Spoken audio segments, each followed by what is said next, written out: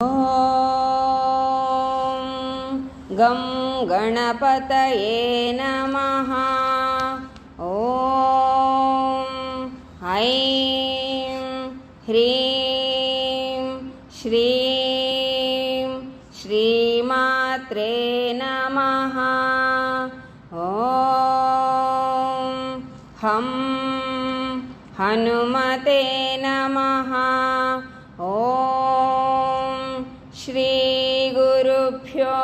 नमः। श्रीराम राम राम इति श्री शतश्लोकी वाल्मीकि रामायणम्। शुक्लाम्भरधरं विष्णुं शशिवर्णं चतुर्भुजं प्रसन्नवदनं ध्यायेत् सर्वविघ्नोपशान्तये। शारदा शारदाम्भोज वदना वदनाम्बुजे सर्वदा सर्वदास्माकं सन्निधिः सन्निधिं क्रियात्। अखण्डमण्डलाकारं व्याप्तं येन चराचरं तत्पदं दर्शितं येन तस्मै श्रीगुरवे नमः। पूजन्तं राम रामेति मधुरं मधुराक्षरम् आरुह्य कविताशाखां वन्दे वाल्मीकिकोकिलम्। अञ्जनानन्दनं वीरं जानकीशोकनाशनं कपीशमक्षहन्तारं वन्दे लङ्काभयङ्करम्। वेदवेद्ये परे पुंसि जाते दशरथात्मजे वेदः प्राचेतसा दासि साक्षात् रामायणात्मना। रामाय रामभद्राय रामचन्द्राय वेधसे रघुनाथाय नाथाय सीतायाः पतये नमः। तपस्वाध्याय निरतं तपस्वी वाग्विदाम्बरं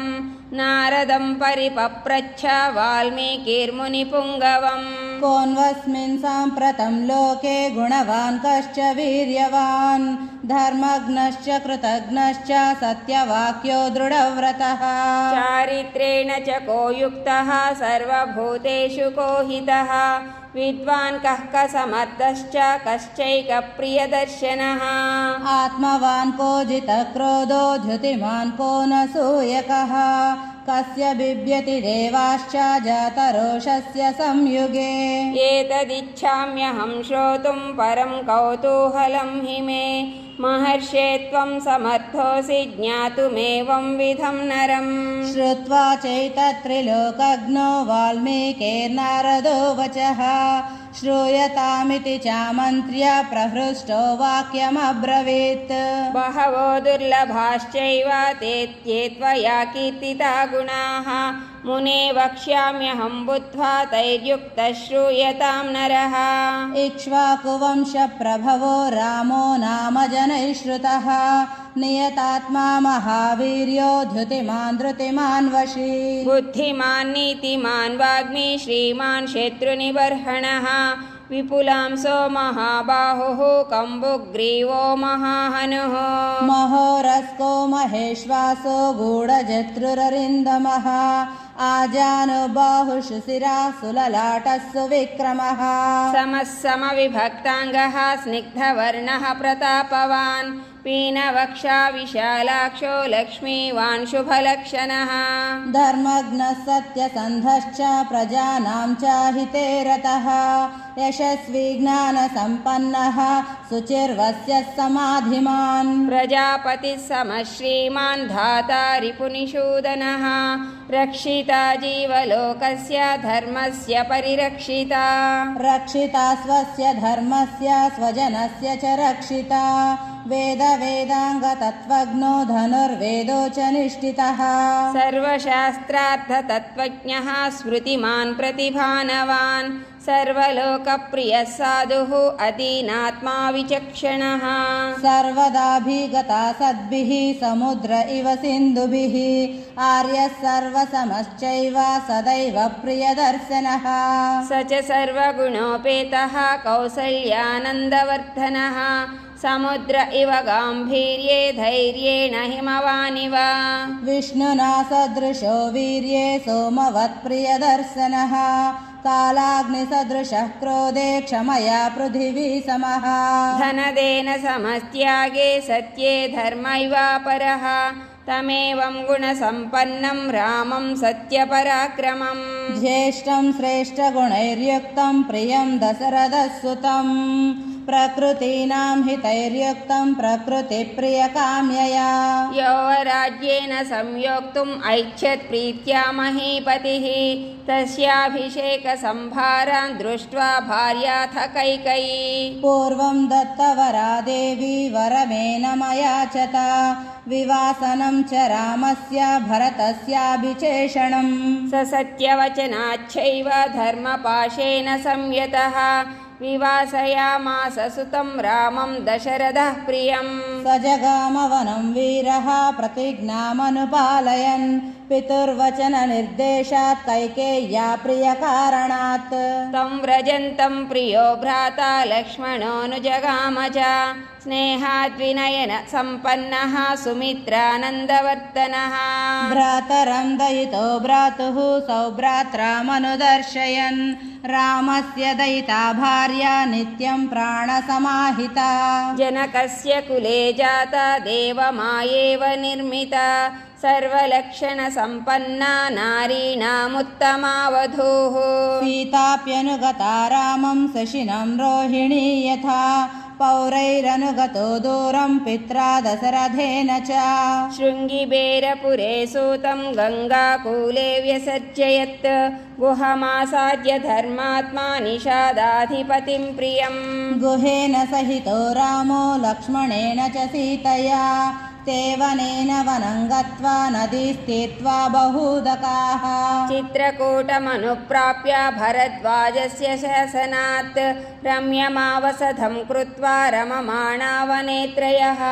देवगन्धर्वसङ्कासाः तत्र तेऽन्यवसन् सुखम् चित्रकूटं गते रामे पुत्रशोकातुरस्तथा राजा दशरथः स्वर्गं जगामविलपन् सुतं मृते तु तस्मिन् भरतो वसिष्ठप्रमुखैर्द्विजैः नियुज्यमानो राज्याय नैच्छद्राज्यं महाबलः स जगामवनं वीरो रामपादप्रसादकः गत्वा तु सुमहात्मानं रामं सत्यपराक्रमम् आयाचत् भ्रातरं रामम् आर्यभावपुरस्कृतः त्वमेव राजा धर्मज्ञः इति रामं वचो ब्रवीत् रामोऽपि परमोदारः सुमुखः सुमहायशाः न चेच्छत्पितुरादेशात् राज्यं रामो महाबलः पादुके चास्य राज्याय न्यासं दत्त्वा पुनः पुनः निवर्तयामास ततो भरतं भरताग्रजः सकाममनवाप्येन रामपादावुपस्मृशन् नन्दिग्रामे करोद्राज्यं रामागमनकाङ्क्षया गते तु भरते श्रीमान् सत्यसन्धो जितेन्द्रियः रामस्तु पुनरालक्ष्य नगरस्य जनस्य च तत्रागमनमेकाग्रो दण्डकान् प्रविवेशः प्रविश्य तु महारण्यं रामो राजीवलोचनः विराधं राक्षसं हत्वा शरभङ्गं ददर्शः सुतीक्ष्णं चाप्यगस्त्यं च अगस्त्यभ्रातरं तथा अगस्त्यवचनाच्चैव जग्राहेन्द्रं शरासनं खड्गं च परमप्रीतः तूणी चाक्षयसायकौ वसतस्तस्य रामस्य वने वनचरैः सह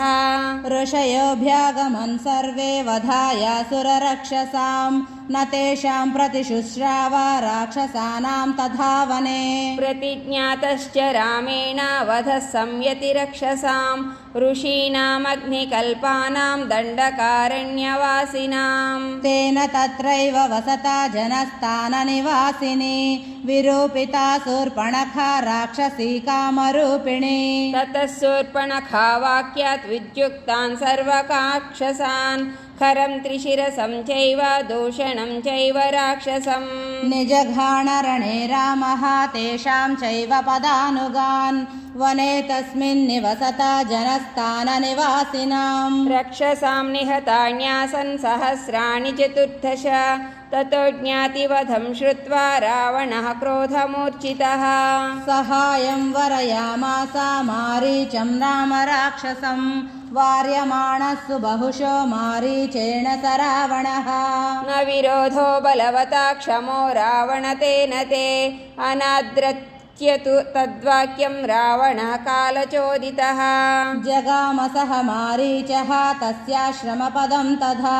तेन मायाविना दूरम् अपवाह्य नृपात्मजौ जहार भार्यां रामस्य गृध्रं हत्वा जटायुषं गृध्रं च निहतं दृष्ट्वा हृतां श्रुत्वा च मैथिलीं राघवः शोकसन्तप्तो विललापाकुलेन्द्रियः ततस्तेनैव शोकेन गृध्रं दग्ध्वा जटायुषम् मार्गमाणो वने सीतां राक्षसं सन्ददर्शः कबन्धं नाम रूपेण विकृतं घोरदर्शनम् तं निहत्य महाबाहुः ददाह स्वर्गतश्च सः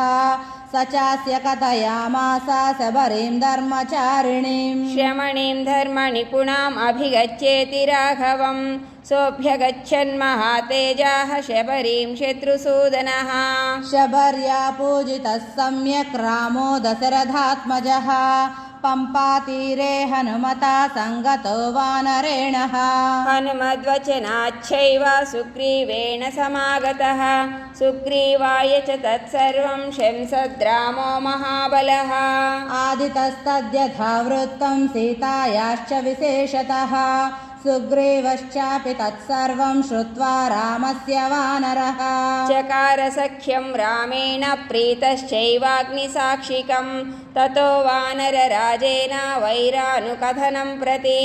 रामाय वेदितं सर्वं प्रणयाद्धुःखितेन च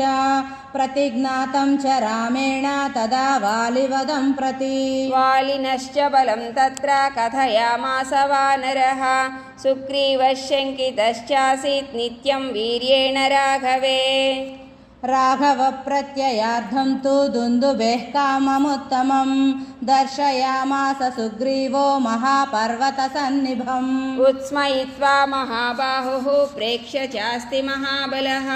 पादाङ्गुष्ठेन चिक्षेप सम्पूर्णं दशयोजनं बिभेद च पुनः सालान् सप्त्यैकेन महेषुणा गिरिं रसातलं चैव जनयन् प्रत्ययं तथा ततः प्रीतमनास्तेन विश्वस्तः स महाकपिः किष्किन्धां रामसहितो जगाम च गुहां दता ततो गर्जद्धरिवरा सुग्रीवो हेमपिङ्गळः तेन नादेन महता निर्जगाम हरीश्वरः हनुमान्य तदा तारां सुग्रीवेण समागतः निजघान च तत्रैनं शरेणैकेन राघव ततः सुग्रीववचनात् हत्वा वालिनमाहवे सुग्रीवमेव तद्राज्ये राघवः प्रत्यपादयत् स च सर्वान् समानीय वानरान् वानरर्षभः दिशः प्रस्तापयामास दिदृक्षुर्जनकात्मजाम् ततो गृध्रस्य वचनात् सम्पातेर्हनुमान् बली शतयोजनविस्तीर्णं पुप्लुवे लवणार्णवम् तत्र लङ्कां समासाद्य पुरीं रावणपालितां ददर्श सीतां ध्यायन्तीम् अशोकवनिकां गताम् निवेदयित्वाभिज्ञानं प्रवृत्तिं च निवेद्य च समाश्वास्य च वैदेहीं मर्दयामास तोरणम् पञ्चसेनाग्रगान् हत्वा सप्तमन्त्रिसुतानपि शूरमक्षं च निष्पिष्य ग्रहणं समुपागमत् अस्त्रेणोन्मुक्तमात्मानं ज्ञात्वा पैतामहाद्वरात् मर्शयन् राक्षसान् वीरो यन्त्रिणस्तान् यदृच्छया ततो दग्ध्वा पुरीं लङ्कां ऋते सीतां च मैथिलीं रामाय प्रियमाख्यातुं पुनरायान् महाकपिः सोऽभिगम्य महात्मानं कृत्वा रामं प्रदक्षिणं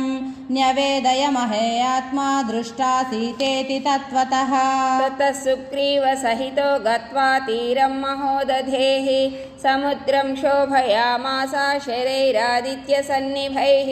दर्शयामास चात्मानं समुद्रः सरितां पतिः समुद्रवचनाच्चैव नलं सेतुमकारयत् तेन गत्वा पुरीं लङ्कां हत्वा रावणमाहवे रामः सीतामनुप्राप्य परां तां व्रीडामुपागमत् तामुवाच ततो रामः परुषं जनसंसदि अमृष्यमाणा सा सीता विवेशज्वलनं सति ततोऽग्निवचनात् सीतां ज्ञात्वा विगतकल्मषां बभौ रामः सम्प्रहृष्टः पूजितः सर्वदैवतैः कर्मणा तेन महता त्रैलोक्यं सचराचरं सदेवर्षिगणं तुष्टं राघवस्य महात्मनः अभिषिच्य च लङ्कायां राक्षसेन्द्रं विभीषणं कृतकृत्यस्तदा रामो विज्वरः प्रमुमोदः देवताभ्यो वरं प्राप्य समुत्थाप्य च वानरान् अयोध्यां प्रस्थितो रामः पुष्पकेण सुहृद्व्रतः भरद्वाजाश्रमं गत्वा रामः सत्यपराक्रमः भरतस्यान्तिकं रामो हनुमन्तं व्यसर्जयत् पुनराख्यायिकां जल्पन् सुग्रीवसहितश्च सः पुष्पकं तत्समारुह्य नन्दिग्रामं ययौ तदा नन्दिग्रामे जटाहित्वा भ्रातृभिः सहितो नगः रामः सीतामनुप्राप्य राज्यं पुनरवाप्तवान् प्रहृष्टो मुदितो लोकः तुष्टः पुष्टसुधार्मिकः निरामयो ह्यरोगश्च दुर्भिक्षा भयवर्जितः न पुत्रमरणं किञ्चित् द्रक्ष्यन्ति पुरुषाः क्वचित् नार्यश्च विधवा नित्यं भविष्यन्ति पतिव्रताः न चाग्निजं भयं किञ्चित् नाप्सु मज्जन्ति जन्तवः न वातजं भयं किञ्चित् नापि ज्वरकृतं तथा न चापि क्षुद्भयं तत्र न तस्करभयं तथा नगराणि च राष्ट्राणि धनधान्ययुतानि च नित्यं प्रमुदिताः सर्वे यथा कृतयुगे तथा अश्वमेधशतैरिष्ट्वा तथा बहुसुवर्णकैः गवां कोट्ययुतं दत्त्वा ब्रह्मलोकं प्रयास्यति असंख्येयं धनं दत्त्वा ब्राह्मणेभ्यो महायशाः राजवंशान् शतगुणान् स्थापयिष्यति राघवः चातुर्वर्णं च लोकेऽस्मिन् स्वे धर्मे नियोक्ष्यति दशवर्षसहस्राणि दशवर्षशतानि च रामो राज्यमुपासित्वा ब्रह्मलोकं प्रयास्यति इदं पवित्रं पापघ्नं पुण्यं वेदैश्च सम्मितं यः पठेद्रामचरितं सर्वपापैः प्रमुच्यते एतदाख्यानमायुष्यं पठन् रामायणं नरः सपुत्रपौत्रः सगणः प्रेत्य स्वर्गे महीयते पठन् द्विजो वा वृषभत्वमीयात् स्याक्षत्रियो भूमिपतित्वमीयात् वणिज्जनः पण्यफलत्वमीयात् जनश्च शूद्रोऽपि महत्वमीयात् इत्यार्षे श्रीमद् रामायणे आदिकाव्ये संक्षेपो नाम प्रथमः सर्गः इति श्री शतश्लोकी वाल्मीकि रामायणं समाप्तम्। ॐ गं गणपतये नमः। ॐ ऐं ह्रीं श्रीं श्रीमात्रे नमः। ॐ हं हनुमते नमः। ॐ श्रीगुरुभ्यो नमः। श्रीराम राम राम इति श्री शतश्लोकी वाल्मीकि रामायणम्। शुक्लाम्बरधरं विष्णुं शशिवर्णं चतुर्भुजं प्रसन्नवदनं ध्यायेत् सर्वविघ्नोपशान्तये। शारदा शारदाम्भोज वदना वदनाम्बुजे सर्वदा सर्वदास्माकं सन्निधिः सन्निधिं क्रियात्। अखण्डमण्डलाकारं व्याप्तं येन चराचरं तत्पदं दर्शितं येन तस्मै श्रीगुरवे नमः। पूजन्तं राम रामेति मधुरं मधुराक्षरम् आरुह्य कविताशाखां वन्दे वाल्मीकिकोकिलम् अञ्जनानन्दनं वीरं जानकीशोकनाशनं कपीशमक्षहन्तारं वन्दे लङ्काभयङ्करम् वेदवेद्ये परे पुंसि जाते दशरथात्मजे वेदः प्राचेतसादासीत् साक्षात् रामायणात्मना रामाय रामभद्राय रामचन्द्राय वेधसे रघुनाथाय नाथाय सीतायाः पतये नमः तपस्वाध्याय निरतं तपस्वी वाग्विदाम्बरं नारदं परिपप्रच्छ वाल्मीकिर्मुनिपुङ्गवम् कोऽन्वस्मिन् साम्प्रतं लोके गुणवान् कश्च वीर्यवान् धर्मज्ञश्च कृतज्ञश्च सत्यवाक्यो दृढव्रतः चारित्रेण च को युक्तः सर्वभूतेषु को हितः विद्वान् कः समर्थश्च कश्चैकप्रियदर्शनः आत्मवान् को जितक्रोधो धृतिमान् को न सूयकः कस्य बिभ्यति देवाश्च जातरोषस्य संयुगे एतदिच्छाम्यहं श्रोतुं परं कौतूहलं हि मे महर्षे त्वं समर्थोऽसि ज्ञातुमेवं विधं नरम् श्रुत्वा चैतत्रिलोकज्ञो वाल्मीकिर्नारदो वचः श्रूयतामिति चामन्त्र्य प्रहृष्टो वाक्यमब्रवीत् बहवो दुर्लभाश्चैव ते त्वया कीर्तिता गुणाः मुने वक्ष्याम्यहं बुद्ध्वा तैर्युक्तः श्रूयतां नरः इक्ष्वाकुवंशप्रभवो रामो नाम जनैः श्रुतः नियतात्मा महावीर्यो धृतिमान् वशी बुद्धिमान् नीतिमान् वाग्मी श्रीमान् शत्रुनिबर्हणः विपुलांसो महाबाहुः कम्बुग्रीवो महाहनुः महोरस्को महेश्वासो गूढजत्रुररिन्दमः आजानुबाहुषु शिराः सुललाटः सुविक्रमः समः समविभक्ताङ्गः स्निग्धवर्णः प्रतापवान् पीनवक्षा विशालाक्षो लक्ष्मीवान् शुभलक्षणः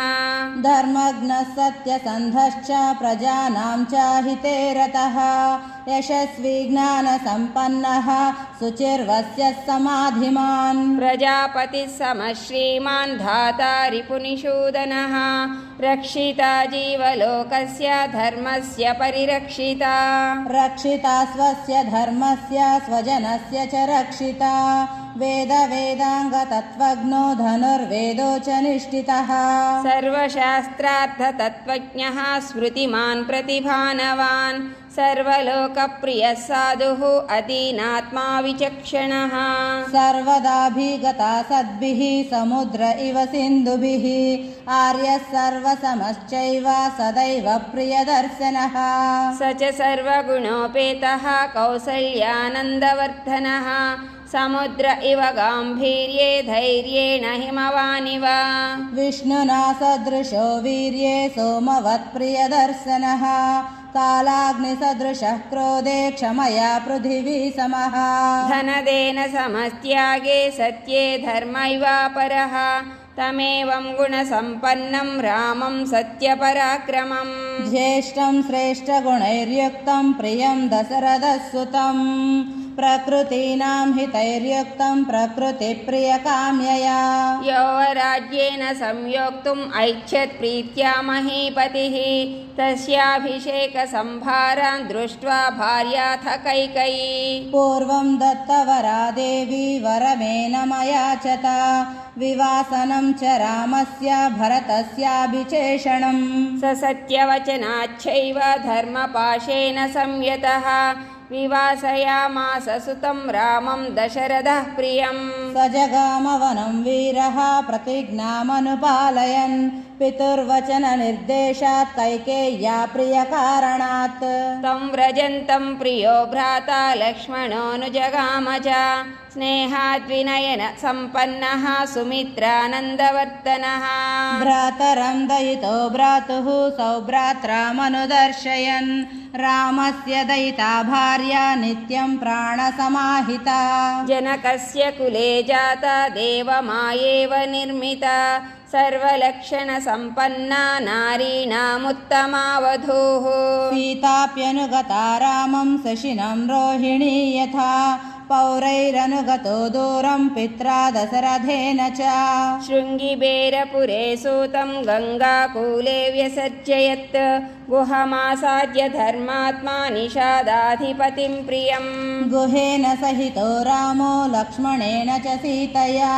ते वनेन वनं गत्वा नदीस्तीर्त्वा बहूदकाः चित्रकूटमनुप्राप्य भरद्वाजस्य शासनात् रम्यमावसधं कृत्वा रममाणा वने त्रयः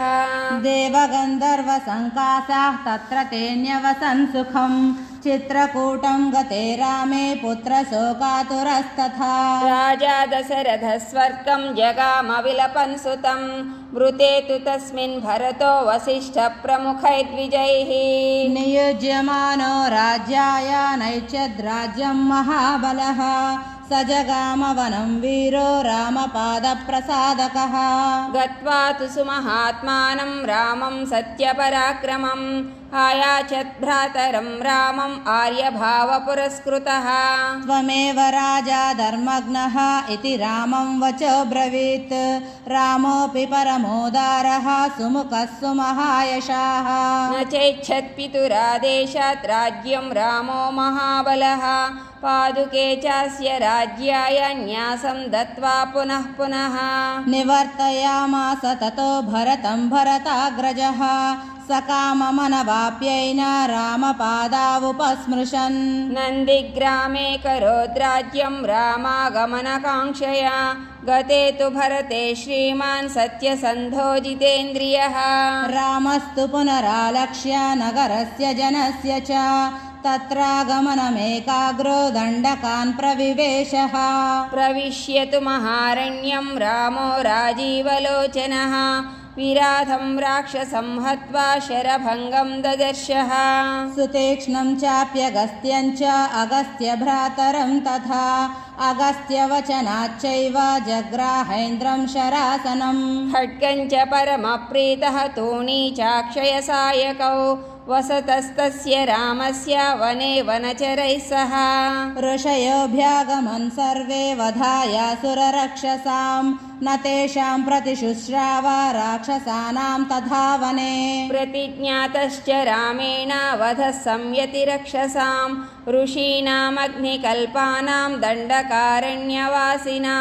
तेन तत्रैव वसता जनस्थाननिवासिनी विरूपिता शूर्पणखा राक्षसी कामरूपिणी ततः शूर्पणखा वाक्यात् विद्युक्तान् सर्वकाक्षसान् खरं त्रिशिरसं चैव दूषणं चैव राक्षसम् निजघाणरणे रामः तेषां चैव पदानुगान् वने तस्मिन् निवसता जनस्थाननिवासिनां रक्षसां निहतान्यासन् सहस्राणि चतुर्दश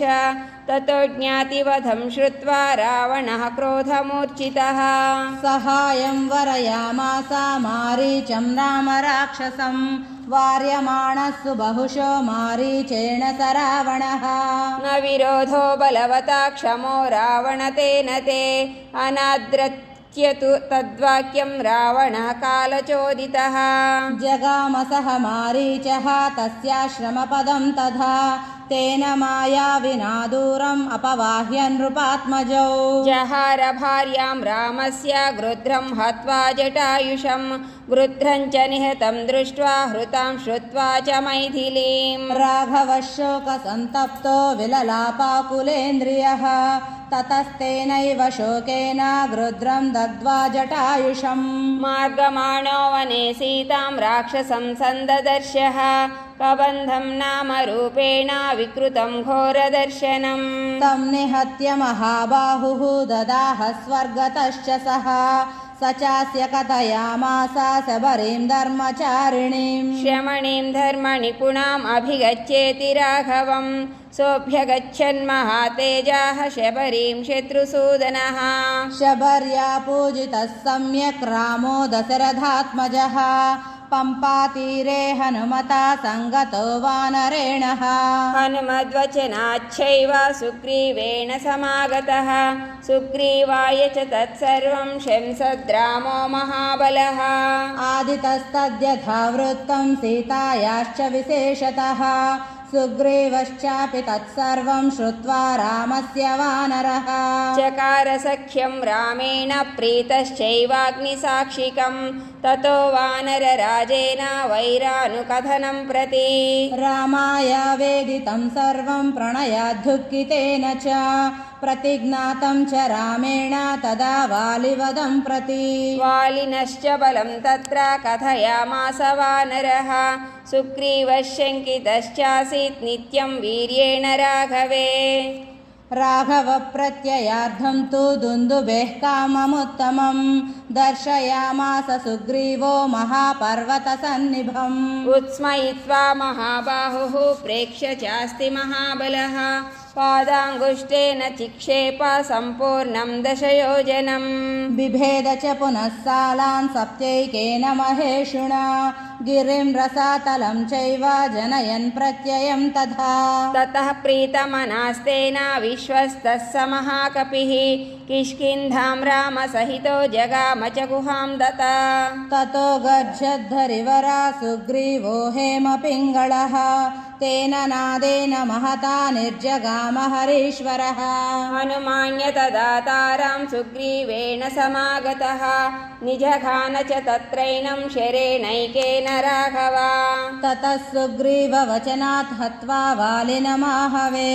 सुग्रीवमेव तद्राज्ये राघवः प्रत्यपादयत् स च सर्वान् समानीय वानरान् वानरर्षभः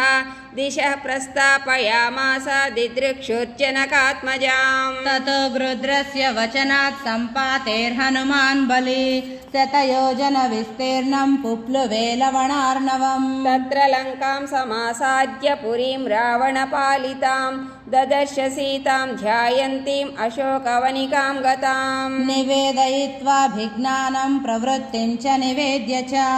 समाश्वास्य च वैदेहीं मर्दयामास तोरणम् पञ्चसेनाग्रगान् हत्वा सप्तमन्त्रिसुतानपि शूरमक्षं च निष्पिष्य ग्रहणं समुपागमत् अस्त्रेणोन्मुक्तमात्मानं ज्ञात्वा पैतामहाद्वरात् मर्शयन् राक्षसान् वीरो यन्त्रिणस्तान्यदृच्छया ततो दग्ध्वा पुरीं लङ्कां ऋते सीतां च मैथिलीं रामाय प्रियमाख्यातुं पुनरायान् महाकपिः सोऽभिगम्य महात्मानं कृत्वा रामं प्रदक्षिणं न्यवेदयमहेयात्मा दृष्टा सीतेति तत्त्वतः ततः सुग्रीवसहितो गत्वा तीरं महोदधेः समुद्रं शोभयामास शरैरादित्यसन्निभैः दर्शयामास चात्मानं समुद्रस्सरितां पतिः समुद्रवचनाच्चैव नलं सेतुमकारयत् तेन गत्वा पुरीं लङ्कां हत्वा रावणमाहवे रामः सीतामनुप्राप्य परां व्रीडामुपागमत् तामुवाच ततो रामः परुषं जनसंसदि अमृष्यमाणा सा सीता विवेशज्वलनं सति ततोऽग्निवचनात् सीतां ज्ञात्वा विगतकल्मषां बभौ रामः सम्प्रहृष्टः पूजितः सर्वदैवतैः कर्मणा तेन महता त्रैलोक्यं सचराचरं सदेवर्षिगणं तुष्टं राघवस्य महात्मनः अभिषिच्य च लङ्कायां राक्षसेन्द्रं विभीषणं कृतकृत्यस्तदा रामो विज्वरः प्रमुमोदः देवताभ्यो वरं प्राप्य समुत्थाप्य च वानरान् अयोध्यां प्रस्थितो रामः पुष्पकेण सुहृद्व्रतः भरद्वाजाश्रमं गत्वा रामः सत्यपराक्रमः भरतस्यान्तिकं रामो हनुमन्तं व्यसर्जयत् पुनराख्यायिकां जल्पन् सुग्रीव सहितश्च सः पुष्पकं तत्समारुह्य नन्दिग्रामं ययौ तदा नन्दिग्रामे जटाहित्वा भ्रातृभिः सहितो नगः रामः सीतामनुप्राप्य राज्यं पुनरवाप्तवान् प्रहृष्टो मुदितो लोकः तुष्टः पुष्टसुधार्मिकः निरामयो ह्यरोगश्च दुर्भिक्षा भयवर्जितः न पुत्रमरणं किञ्चित् द्रक्ष्यन्ति पुरुषाः क्वचित् नार्यश्च विधवा नित्यं भविष्यन्ति पतिव्रताः न चाग्निजं भयं किञ्चित् नाप्सु मज्जन्ति जन्तवः न वातजं भयं किञ्चित् नापि ज्वरकृतं तथा न चापि क्षुद्भयं तत्र न तस्करभयं तथा नगराणि च राष्ट्राणि धनधान्ययुतानि च